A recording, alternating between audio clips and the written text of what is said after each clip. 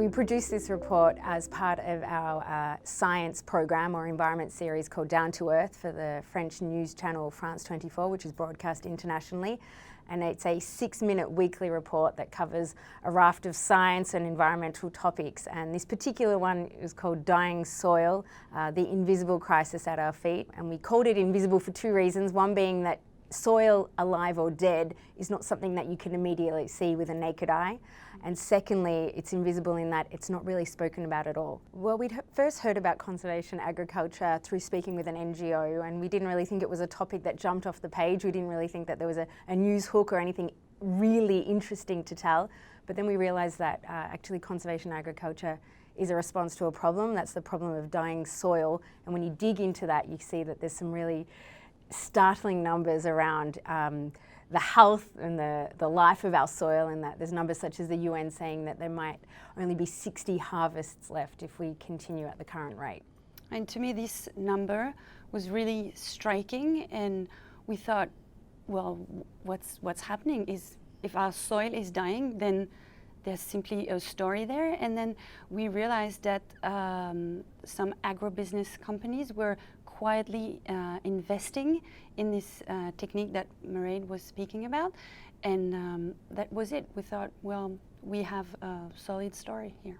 Well, first we wanted to have experts explaining what this technique is all about, and we came across this fantastic couple, Claude and Lydia Bourguignon in Burgundy actually. They are experts and also policy influencers, so they could tell us all the science behind it, and also explain in very simple terms what this conservation agriculture is all about.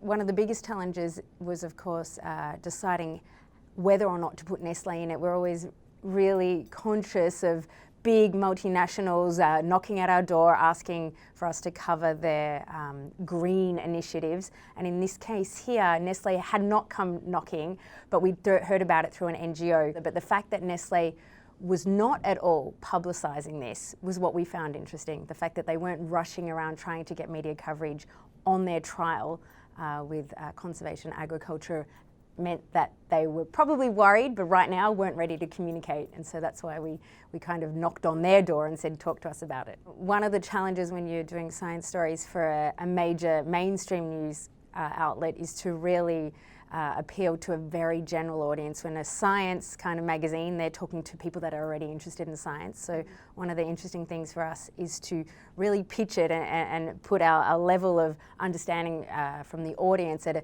a particularly low level, just to make it, they might be cooking their dinner while they're listening to a science story, and the idea is that they'll still understand what's happening and some of the details while they're doing 1,000 other things at the same time. I think we really enjoyed making this story about worms, about soil, like an appealing story for a big audience.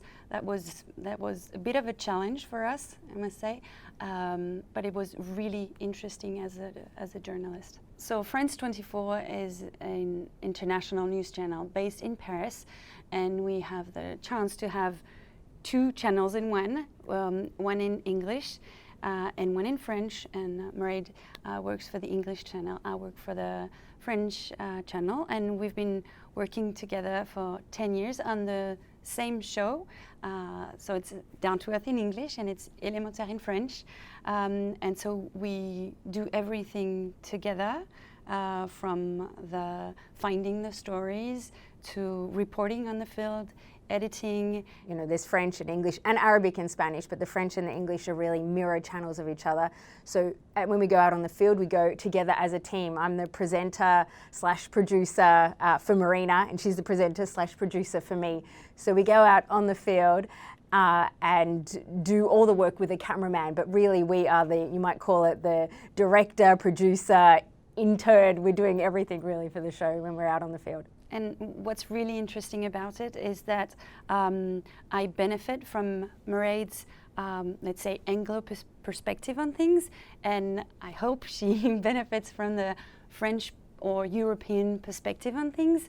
And so that's how we make our reports. It's really a mix of our two brains.